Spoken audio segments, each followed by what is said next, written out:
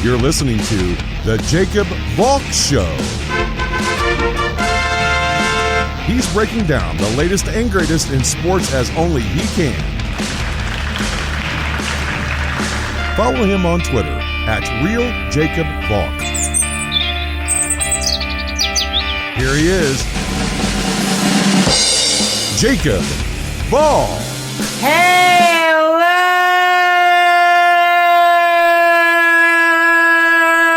sports fans!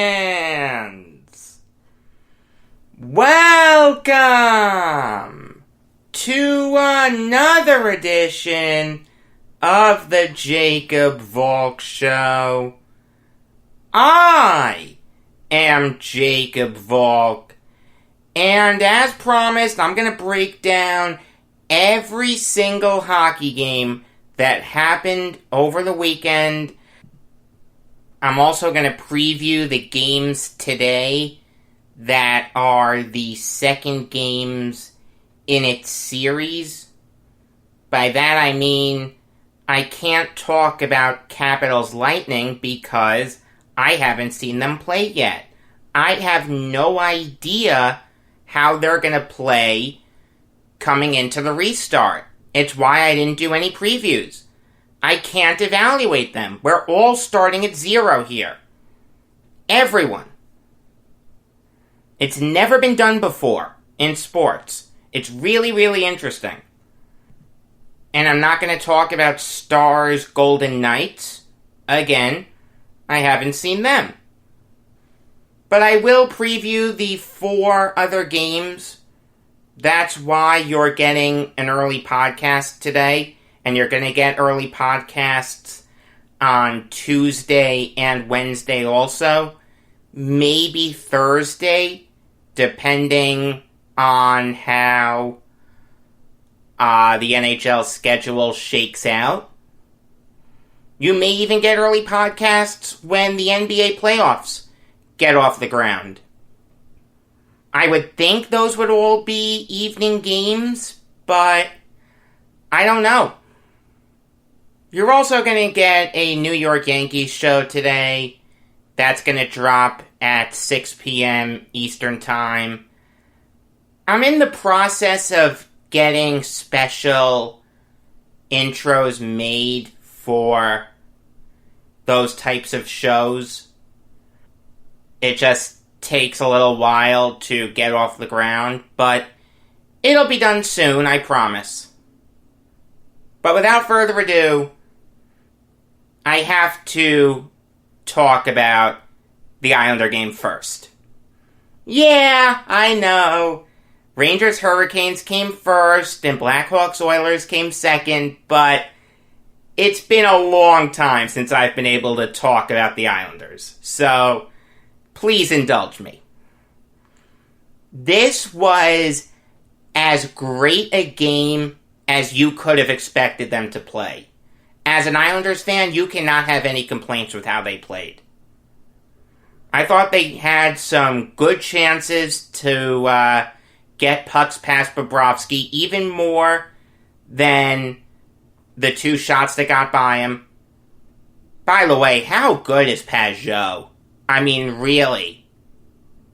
Immediately endears himself to Islander fans by signing a huge extension right after he gets traded for. And then, he has a great game against the Rangers. I was there. And now he scores the first goal for the Islanders in the restart. Fantastic. You couldn't ask for anything more. The power play got a goal. I give him credit. That's been the weakness of the Islanders all season. Jim Hiller has done a terrible job with that power play. But you know what? Beauvillier did a good job. It is important to note, though, how they got that power play. Mike Matheson had a really, really high hit on Johnny Boychuk. He is day-to-day. I mean, that's close to being a really dirty hit. You can make the argument either way. It was a high hit, and Matheson could have done a better job of protecting Boychuk, but I don't think there was any malice aforethought behind it. Give the Islanders credit for responding to that by scoring a goal. That's the best way to respond to it. At the end of the day, would you like to knock a guy like Huberdeau or Barkov on his ass? Yeah, but at the end of the day, that's not going to win you a hockey game.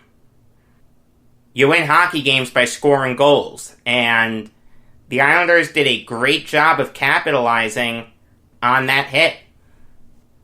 Varlamov was sensational. He made 27 saves. The defense was great. Adam Pelech coming back, and he didn't miss a beat. Yeah, he took a bad penalty early on, but that's okay. I can live with that. There have been a lot of penalties in this restart. I feel like the referees are trying to exert their power a little bit. I mean, at the end of the day, this is the playoffs. You do have to let these guys play. But at the same time, you don't want them to commit bloody murder. It's a really, really narrow tightrope that the referees have to walk. I don't envy them at all. But this was just quintessential Islanders hockey. And it's hockey that if they continue to play it, they will get past the Panthers. I think they will beat the Panthers. I know that's easy to say since they're up 1-0, but even before this started, I was saying to people that they were going to beat the Panthers. On paper, they were the better team. I was going to pick the Islanders. I wasn't 100% confident behind the pick because I didn't know how they were going to respond to the restart, but the Islanders are the better team on paper than the Panthers. You can't tell me they're not. Speaking of the Panthers, Bobrovsky played really well. Yeah, he allowed 2 goals and he got the loss, but 2 goals should be enough to get you the win. And one of them was on the power play. You can't get on him for that. I thought he played really well.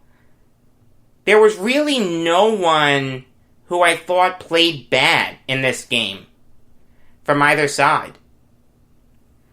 I thought the Panthers played well overall. I thought the Islanders played well overall. Both teams had every opportunity to win this game.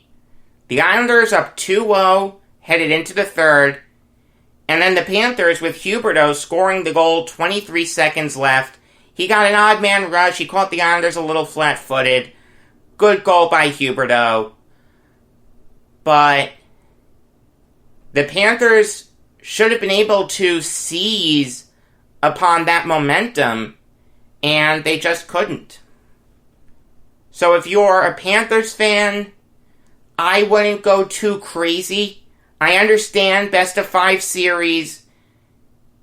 You can't throw any losses away, and you're immediately behind the 8 ball right now. Because realize, if you lose one more, it's like being down 3-0 in a best of 7. You can't afford another loss. But there's enough there as a Panthers fan that you can be confident about. And if you're an Islanders fan, you've got to be doing backflips. Because they haven't lost a beat. The Islanders put their A squad out there. Realize, they haven't been able to do that in a long time. Adam Pelech got hurt. That was a huge loss for the Islanders. Pelech and Pulock are their number 1 defensive pair. And now with Boychuk out, Andy Green is probably going to slot into the lineup, assuming Boychuk can't play. Which is really no big loss if Green slots in for Boychuk. I like Boychuk, but I also like Green. They're interchangeable to me. The Islanders aren't going to lose a lot there. But there's a lot to be happy about from both sides. Game 2 is going to be really, really fun. Alright, now on to the Rangers-Hurricanes game. This is a game that I feel like both sides have to be upset about. Even the Hurricanes. Because the Hurricanes came close to losing this game, but they really shouldn't have. For starters, they gave up a shorthanded goal late in the third period to make it a one-goal game. With about 2 minutes left, Mark Stahl scored a shorthanded goal to pull the Rangers within one. You can't give up a shorthanded goal in the playoffs. That doesn't work for me. And you definitely can't give up a shorthanded goal when your power play goes 1-for-7. That is atrocious. That is Islanders-like. And the Rangers were even worse. They were 0-for-7. They did not play well in this game. The Hurricanes were just a little better. And that's not saying much, because I didn't think either side played well. But this was a really physical game. 5 minutes in, there were already 18 penalty minutes. The Rangers had 40 hits in this game. The Hurricanes had 28. It was really surprising to me to see the Rangers embrace their physical side when you consider the fact that they didn't have a physical side all year. I mean, I turned to my dad, who's a Rangers fan. I asked him, are the Rangers usually this physical? I didn't think they were, and he said no. It was weird. Ryan Strome dropped the gloves. I saw Ryan Strome play a lot with the Islanders. I can't remember ever seeing him in a fight. I'm sure he was in at least one, but I just don't remember it. And it was early in the game, too. Mika Zibanejad played great. He looked like the Rangers' best player, which is kind of scary when you think about it, because Artemi Panarin was a little invisible. I'm not going to say he had a terrible game. He got an assist. But it was the second assist on the Stahl shorty. By the way, how about Mark Stahl? The guy's gotten a lot of heat from Ranger fans. Well, he played well for you on Saturday. Lundqvist was okay. Mrazek was okay. I don't know if you can trust either goalie to go on a magical run in the playoffs anymore. I don't think Mrazek will ever be that type of a goalie. I understand he did it last year. I'm not trying to take that away from him. But bear in mind, Curtis McElhinney was in there for some games also. Mrazek doesn't have that anymore. Now, I don't think anyone expected McElhinney to do what he did, especially against the Islanders. But I can tell you that whoever you're going to put in instead of Mrazek, whether it's James Reimer, Anton Forsberg, Alex Nedeljkovic, or the GOAT David Ayres, he's not going to be as good as McElhinney was. But Sebastian Aho, I thought, played great for the Hurricanes, had a goal and an assist. He was making stuff happen out there offensively. Same thing with Jacob Slavin, one of the most underrated offensive defensemen in the game. Martin Necas had a good game. He was out there making stuff happen. Like I said, I didn't think the Hurricanes played well overall. They did have a few bright spots, but they were beatable. You go 1-for-7 on the power play, you deserve to lose. The Rangers were just worse. And I was very happy to see it. Moving over now to the biggest upset of the weekend when you look at hockey. And that was the Blackhawks destroying the Oilers. And make no mistake about it, that was an obliteration. At the end of 2, the Blackhawks were up 6-2. They were up 4-1 after 1. Mike Smith had the worst game I've ever seen him have. If Mikko Koskinen doesn't start Game 2, something is terribly wrong. Dominic Kubalik was insane. For a rookie to do what he did, have 2 power play goals and 3 assists, is nothing short of insane. Great job by him. Great job by Jonathan Toews. Yeah, Corey Crawford wasn't good, but when you score 6 goals, you don't need your goalie to be that good. It's funny, there were people saying that the Oilers were going to benefit from having home ice advantage because they were playing at Rogers Place. Home ice advantage means nothing. There are no fans in the stands. I'm pretty sure everyone's staying in a hotel. So, it's not like you get to stay at home and just drive from there. No, there's no home ice advantage here. None whatsoever. The Maple Leafs didn't have it, and the Oilers didn't have it. I feel like the Oilers really underestimated the Blackhawks. They didn't think that they should have been there in the first place, which they were probably right about. I mean, if you look at the standings before the pause, the Blackhawks were 6 points out of a playoff spot, and they had to leapfrog 4 teams. Was it possible?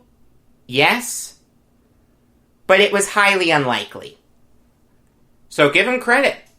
The Blackhawks woke the Oilers up, and it's going to be very interesting to see how they respond. Moving over now to Canadiens Penguins. Another case of a superior team underestimating their inferior opponent. I mean, this just goes back to what I was saying. We're all starting at 0. Even though the Penguins were the better team all throughout the season, and on paper, they're the vastly superior team, no question about it, the restart evens everything out. There's no momentum. There's no nothing. The Penguins got off to a flying start in this game. They were peppering Carey Price. After 1 period, the shots were 18-6 in favor of the Penguins.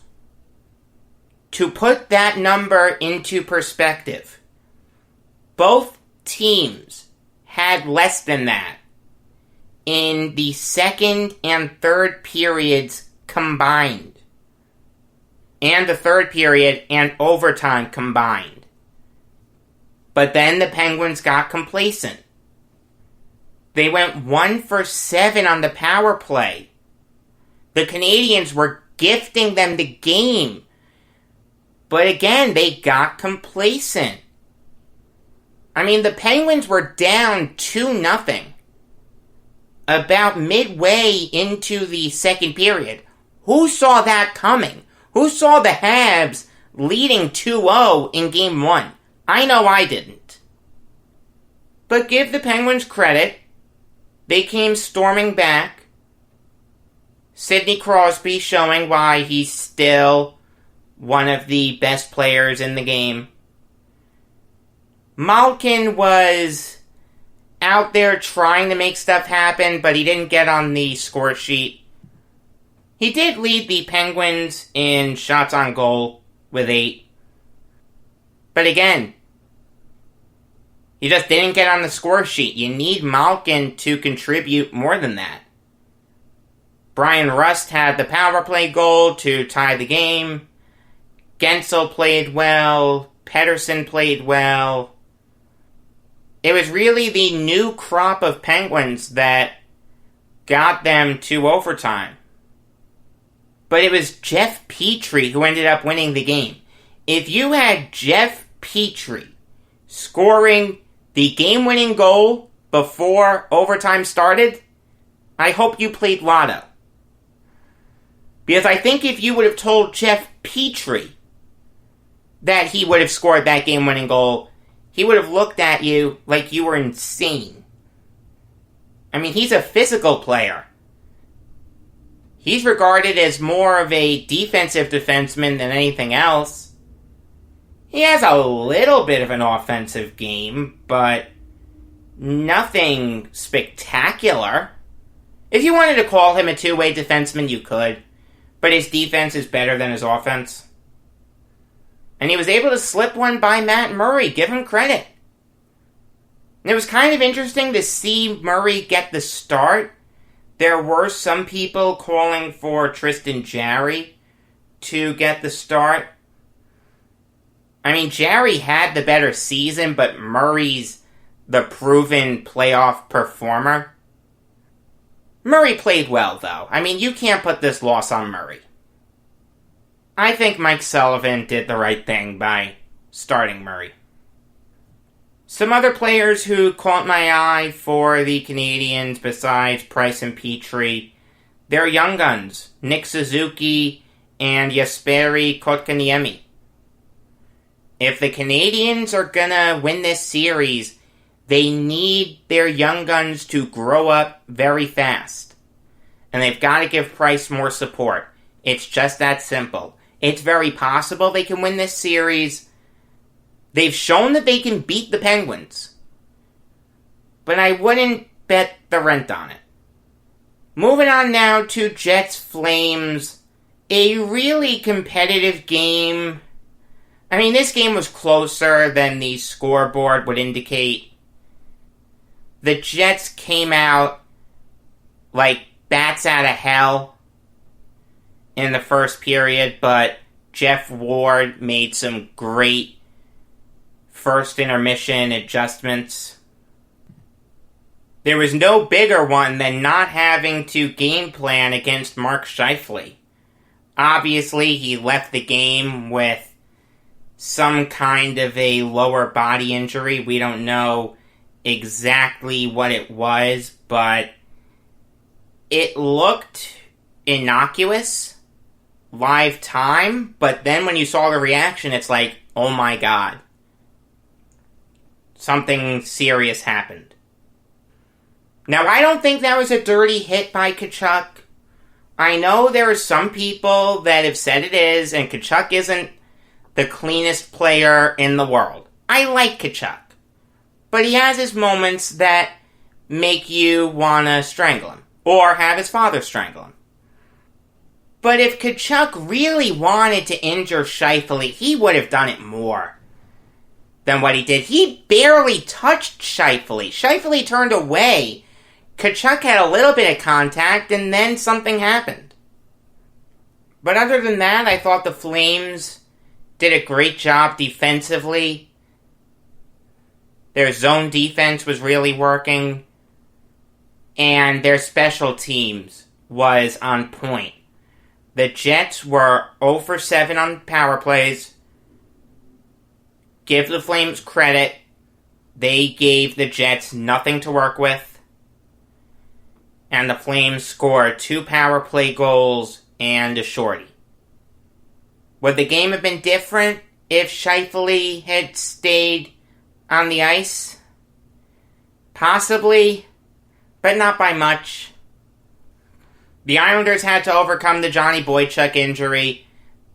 The Jets had to overcome the Mark Scheifele injury. I understand that Scheifele is more impactful than Boychuk, but it's the same concept. You have to deal with injuries. The Jets let themselves get defeated. They keeled over and died after Scheifele got hurt. They can't do that today. Moving on now to Coyotes Predators. This game was really a joke. I mean, the Coyotes were up 3-0 at one point, then 4-1. Michael Grabner scored a shorthanded goal on a breakaway. I mean, I've seen Grabner miss breakaways before with the Islanders, and now he's able to score breakaways. Gotta love it. I give the Predators credit for trying to make something happen in the third period, and the final score was 4-3. It was just too little too late. The Predators did do a good job of generating opportunities. Darcy Kemper had to make 40 saves. That was a bad job by the Coyotes' defense, but it was also a good job by the Predators of making Kemper work. Christian Dvorak had a really good game. His goal came in the dirty areas. The Predators' special teams, I thought, was dreadful. Like, even more than the power play goal and the shorty that they gave up, the other opportunities that the Coyotes had, the power plays that they didn't convert on, the Predators just looked lost. It's almost like this wasn't Peter Laviolette's fault. It's almost like this wasn't Pekka Rinne's fault. The Predators, to me, are in trouble. I don't want to read too much into one game. Rust is a thing. But how can you be confident as a Predators fan? If you're a Coyotes fan, you've got to be really happy because your big guns were working. Dvorak, Ekman-Larsson, Keller, Hall, Kessel, Stepan, they all played really well. And you got contributions from guys like Kemper and Grabner, which was just the icing on the cake. The fact that the Coyotes were able to get their big guns going, along with their smaller guns going, was a great sign for them. And the Predators need to make a major overhaul before Game 2.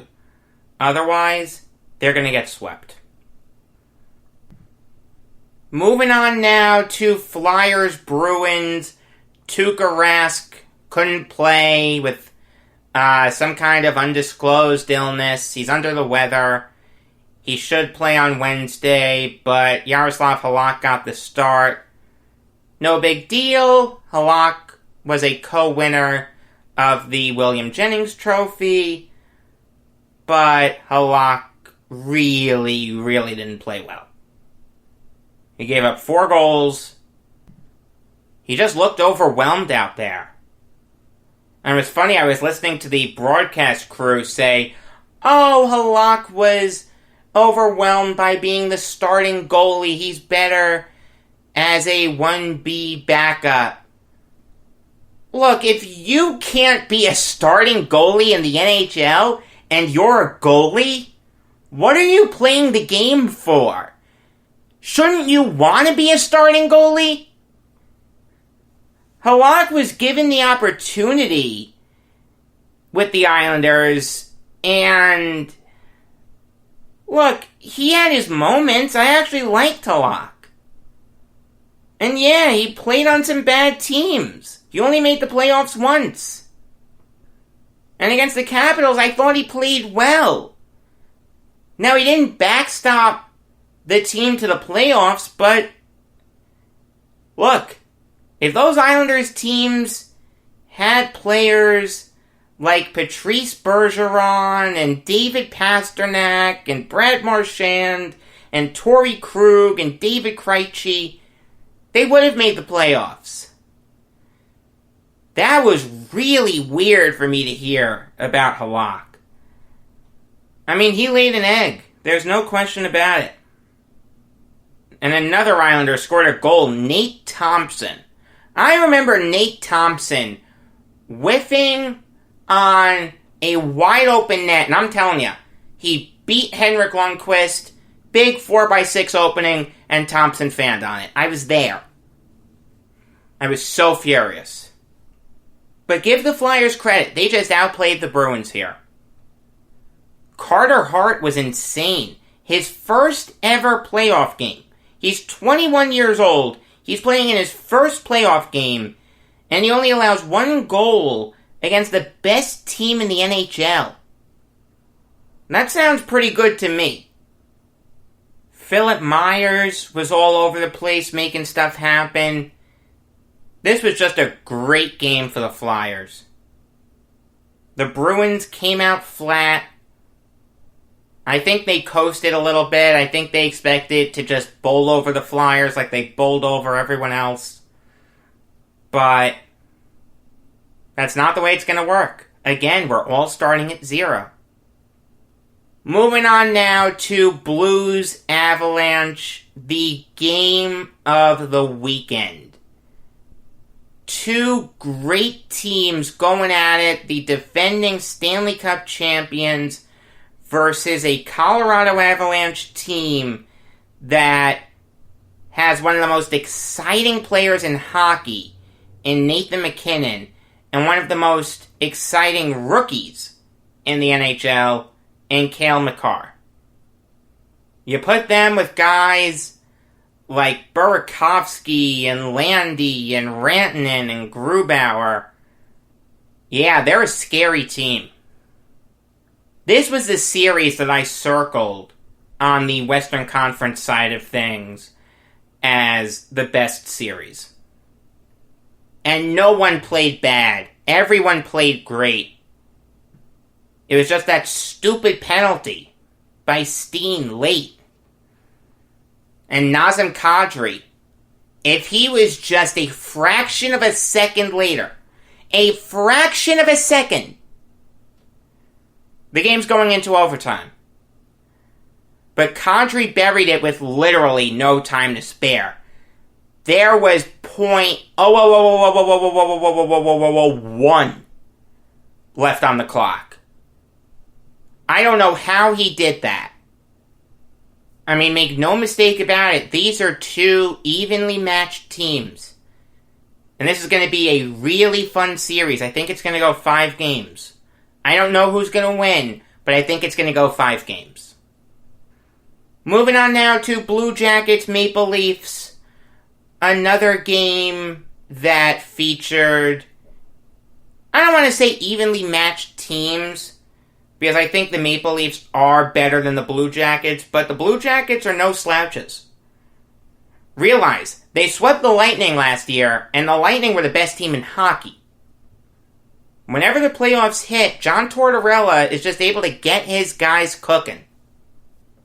Meanwhile, you have the Leafs with guys like Tavares and Anderson and Matthews and Marner and some of the best players in the NHL. Tyson Barrie, DJ Smith had these guys cooking. William Nylander there also. But they couldn't get anything going against Jonas Korpisalo. Look, all due respect to Korpisalo, he had a good year. But if you had told me before this game started that he was going to shut out the Maple Leafs, I'd have said you were crazy. Goaltending was a huge source of controversy all throughout the summer training camp for the Blue Jackets. Who was going to get the start? Korpisalo or Elvis Merzlikins? Korpisalo won out, and he pitched a shutout. I give him credit. No one I thought played bad on either side, even a guy like Frederik Andersen. I mean, one of those goals was an empty netter, and the other one was just a good shot by Cam Atkinson. I mean, he put that shot in the only place that it could have been able to beat Frederik Andersen. Anderson could have done a better job of stopping that, but that was just a fantastic shot by Cam Atkinson. He put it in the absolutely picture-perfect spot. Anderson should have been able to stop it. He wasn't positioned very well, but give Atkinson credit for capitalizing on it. Let me tell you, these Tortorella teams, they just keep fighting. They thrive on being the underdog. I didn't know anyone who was picking the Blue Jackets. Now they're only 2 games away from winning this thing? Good for them. I give them credit. Finishing up now with the Wild Canucks game, and holy moly, was the Canucks penalty kill bad. I didn't even think the Wild power play was anything special. I just thought the Canucks penalty kill was dreadful. The first goal, the Fiala goal, was 3 seconds into the power play. That's a set play. I understand that, but you can't let that work. That's an easy play to stop. That's coached for years. When you're in amateur hockey, that's something you learn. And how to defend it, too. A terrible job by the Canucks. I mean, they had an average penalty kill all year. I mean, literally, 16th in the league. Definition of average. I was really disappointed in them that they allowed that goal. Spurgeon scored a good power play goal. That I can digest a little easier. But the real story is Alex Stalock. No one knew who was going to start for the Wild. Was it going to be Stalock or was it going to be Devan Dubnyk? It was Stalock. And he pitched a shutout in his second ever playoff start. He hasn't started a playoff game since 2014. He was insane. Fantastic decision by Dean Evison to start Stalock. As for the Canucks, I didn't think anyone was terrible. I just thought their penalty kill was inept. Again, I can't get past that first goal. You can't allow that type of a goal. If I'm Travis Green, I'm ripping my hair out right now. How do you allow that type of a goal?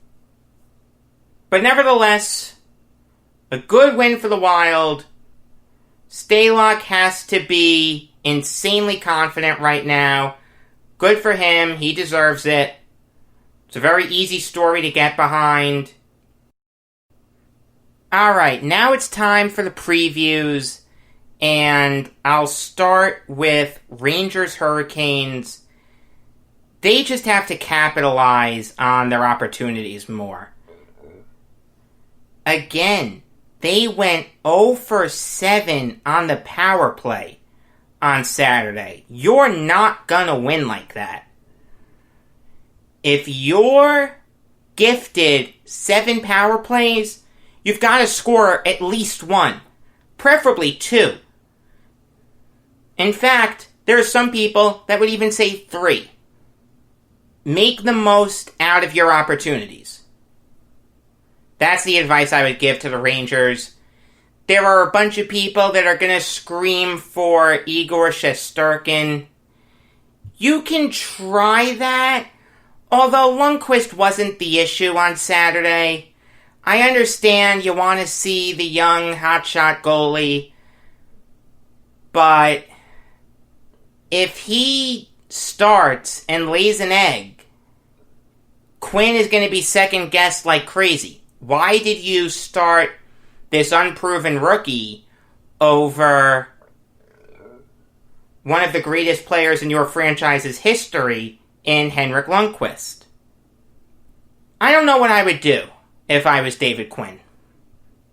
I understand the argument for starting Shesterkin, but I don't think Saturday was Lundqvist's fault. If I was Quinn, I think I'd go back to Lundqvist, but I would have him on a short leash. As for the Hurricanes, I would just say don't be as sloppy. Yes, you had a great penalty kill all year, but don't give up 7 power plays. And if you get 7 power plays, score more than once. Special teams, I think, is going to stay as a really, really important element of this series. And just more than anything, tighten up your game. Just play better.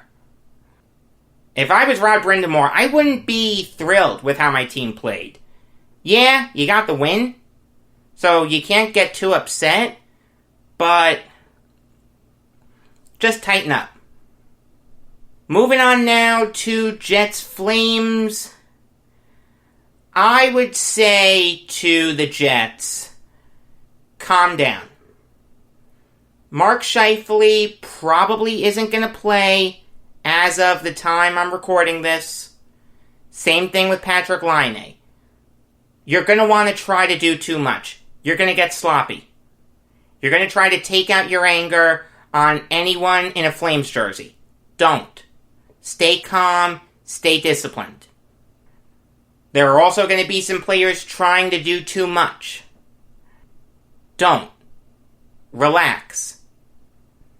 See, now Paul Maurice is going to be able to alter his game plan more than he was on Saturday.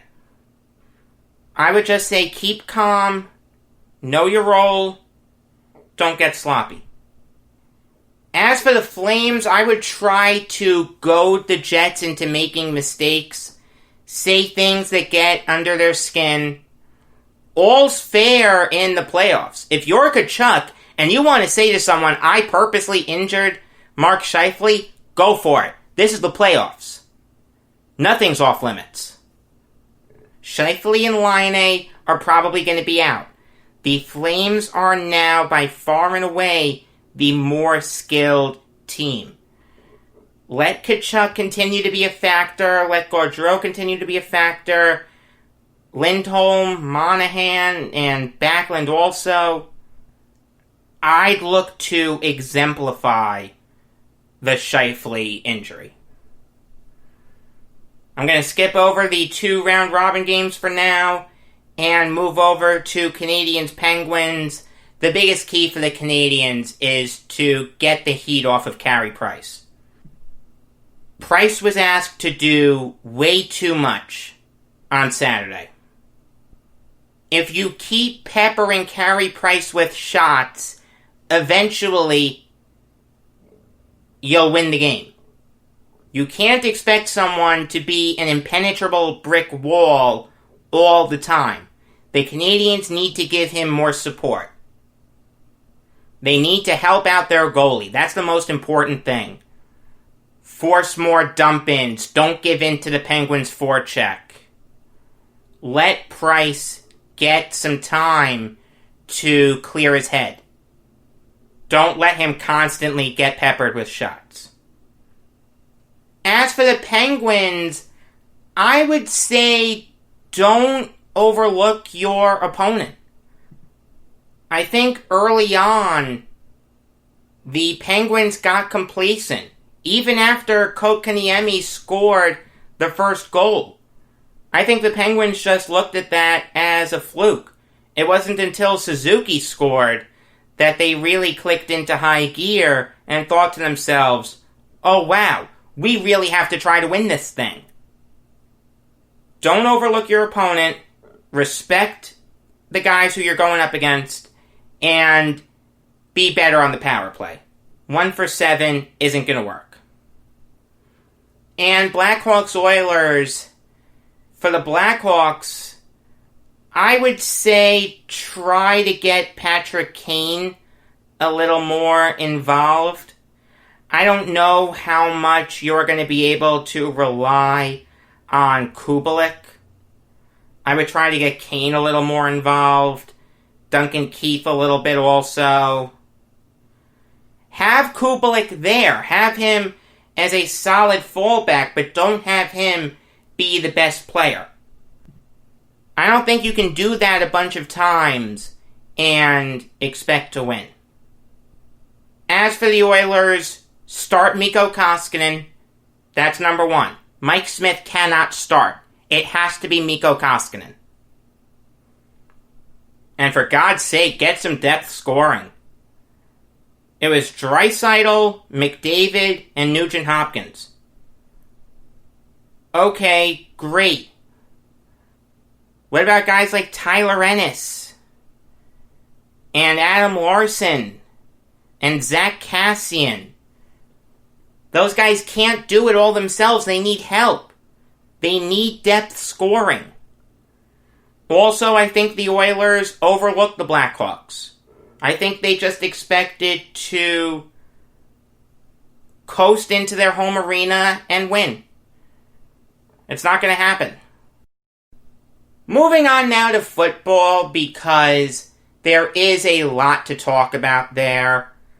I'll start with my Jets, Jets. They cut Brian Winters and they saw CJ Mosley opt out. Winters getting released, I really don't care about. That was rumored right after the Jets signed Greg Van Roten. I didn't think Winters was going to start. He was due $7 million, and he was going to be a backup. Yeah, he should have been cut. Hopefully this means that the Jets are going to do something with that $7 million. They have, I think, $34 million in cap space. Do something with it. Sign Jadeveon Clowney. Sign Logan Ryan. Hell, if you were going to cut Brian Winters, why didn't you just pay Jamal Adams? You had the money. To me, that looks really bad. You trade Jamal Adams because you don't want to pay him, but you now have gobs and gobs of cap space. You have even more cap space than you did 24 hours ago, and 24 hours ago, you had a lot of cap space. Just do something with the money. I don't mind that you traded Jamal Adams. But just do something with your newfound money. Sign Jadeveon Clowney. Do not punt this season. Try to win. Try to make the playoffs. For God's sake, you have Bradley McDougald, the newest Jet, actively recruiting Jadeveon Clowney. Something that Jamal Adams never did. I think Clowney wants to be a Jet. I don't care what anyone says. I think Jadeveon Clowney wants to be a New York Jet. Make it happen, Joe Douglas. I don't mind that you cut Brian Winters. You just have to use that cap space. Don't sit on it. And CJ Mosley opting out. You know, I've been on record as saying that anyone who doesn't want to play should be allowed not to play. And I stand by that. I don't begrudge Mosley for opting out. The only thing I'll say is he only played 2 games last year. It would have been really nice to see him this year playing with Avery Williamson, but look, I don't begrudge him for opting out. It just stinks that Mike McCagnon gave $17 million a year to someone who, in his first 2 seasons with the team, is only going to play 2 games. I understand that the contract tolls, but that's just not a good look, and I never wanted Mosley in the first place. I thought that was a huge overpay. Making me look pretty smart right about now. Moving on now to the Giants locking up Nick Gates for 2 more years at $6,825,000.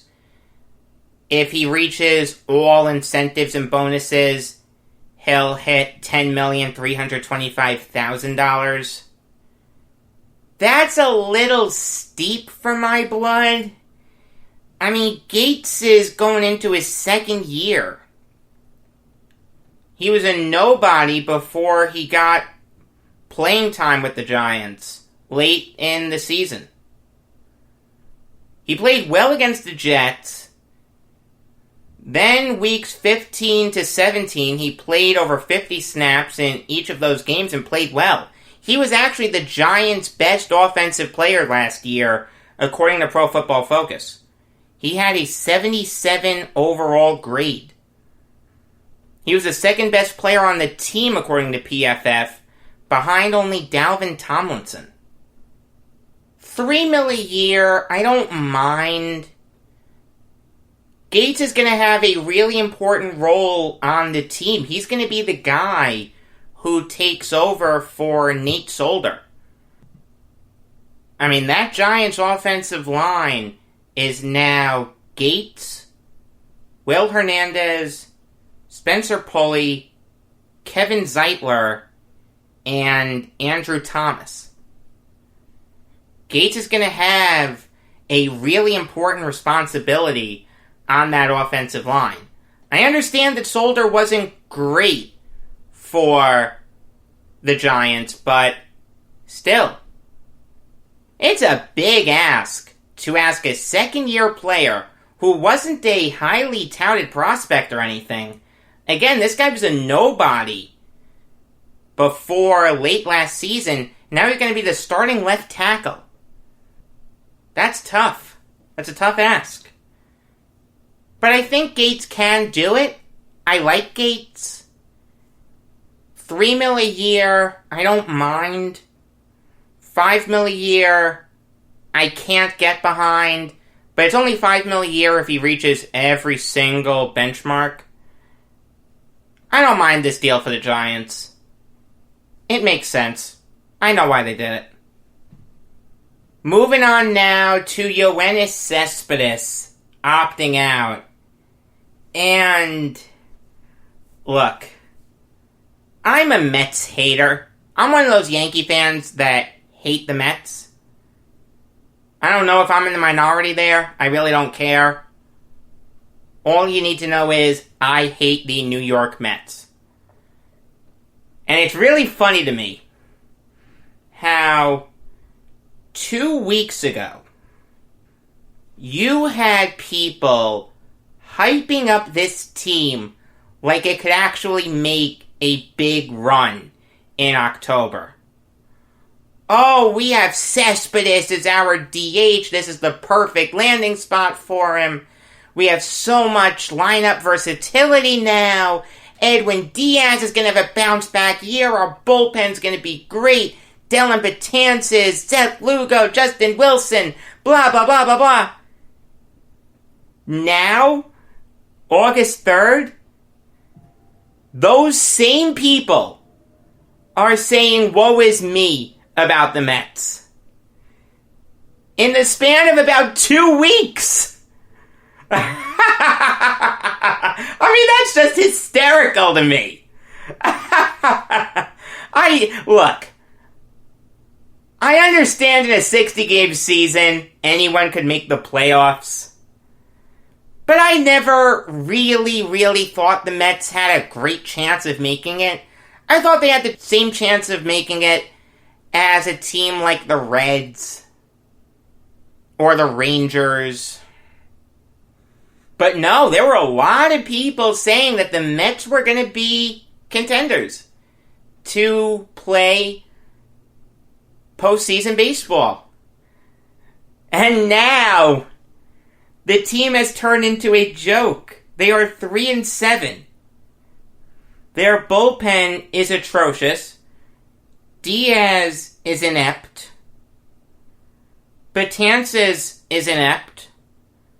Wilson is inept. Seth Lugo has been good. Don't get me wrong. But it's same old, same old. He's the only good player in the Mets bullpen. You can't win for Jacob deGrom. And now on top of all of that, you work so hard to bring Cespedes into the fold, and now he goes AWOL. And then you hear, that's it, he's opting out. I don't begrudge him for opting out. I've never begrudged anyone for opting out. But you have to tell someone before you do it. You cannot go AWOL. You have to speak to Brodie Van Wagenen or Luis Rojas or even Jeff Wilpon. Speak to someone. Hell, tell your agent and let him deal with it. You just can't go AWOL. That doesn't work. But now those same Mets fans that were singing Cespedes' praises, I can't tell you how many people I saw saying that this was going to be the year that Cespedes returned to form. Now, A, he was terrible when he played, and B, you're not even going to see him anymore. That's it. He's done. His time of being a Met is over. It's very possible that after this, another team doesn't give him a shot. I'd say that I feel for you, Mets fans, but I really don't. I think it's funny. I think it's funny that the guy who you rolled out the red carpet for decided to opt out after going 5 for 31 to start this farce of a season. I understand he could have done it better. There's no question. And if you want to get on Cespedes for opting out the way he did by not telling anyone, you can. Just don't get on him for opting out in general. That's it. There are a couple notable deaths that happened over the weekend in sports. The first one is Ricky Dixon, who passed away on Saturday at the age of 53. He had ALS. I don't know if that's what he died of, but it certainly didn't help matters. Ricky Dixon is one of the best defensive backs in college football history. And it's a shame that he doesn't get remembered as such. He was an integral part of 4 Oklahoma Sooners teams, 84, 85, 86, 87. In those 4 seasons, the Sooners' worst record was 9-2-1. They made the Orange Bowl all 4 years that Dixon was there. And this guy was not a hanger-on. The 84 Sooners went up against the Washington Huskies in the Orange Bowl and lost 28-17. The year after that, the Sooners went 11-1. They would go 11-1 the next 3 seasons. And they would face Penn State in the national title game and win 25-10. The year after that, another Orange Bowl victory, this time over Arkansas. They destroyed the Razorbacks 42-8. His final year, 1987, was his best season by far. In the 3 prior years, he had 8 interceptions and 11 pass breakups. In 87, Dixon had 9 interceptions and 12 pass breakups. He won the Jim Thorpe Award, which is given to the top defensive back in the country. He was an All-American. And without him, the Sooners don't beat Nebraska in a game that resulted in the Sooners clinching their 4th Orange Bowl appearance with Dixon. And in that Orange Bowl, Dixon had an interception. Unfortunately for the Sooners, they would lose to the U 20-14. He was inducted into the College Football Hall of Fame in 2019. You're probably wondering why I skipped over his pro career. That's because he really didn't have a good pro career. He was picked 5th overall by the Bengals, only played 6 seasons, only had 6 interceptions. He wasn't that good. But don't let that take away from his college dominance. May he rest in peace. The other guy who I want to talk about is Mike Gale. It's okay if you don't know who he is. Played a long time ago. 50 years ago. But the reason that I'm talking about him is because he was one of the best defensive players in the history of the ABA. He made 2 ABA all-defensive first teams and was an integral part of 2 New York Nets teams. Gale was traded from the Kentucky Colonels to the Nets midway through the 73-74 season. The year before that, he made his first ABA all-defensive first team, and the year after that, he would make his second all-defensive first team, and he was part of the first championship in Nets history, as they would go on to beat the Utah Stars in 5 games. And that's basically the epitome of Gale's career. Just an under-the-radar guy who played great defense. He wasn't bad offensively. 7.5 points per game, 3 rebounds per game, and 3.7 assists per game. But he averaged almost 2 steals a game. That's really darn good. He was a Patrick Beverley type.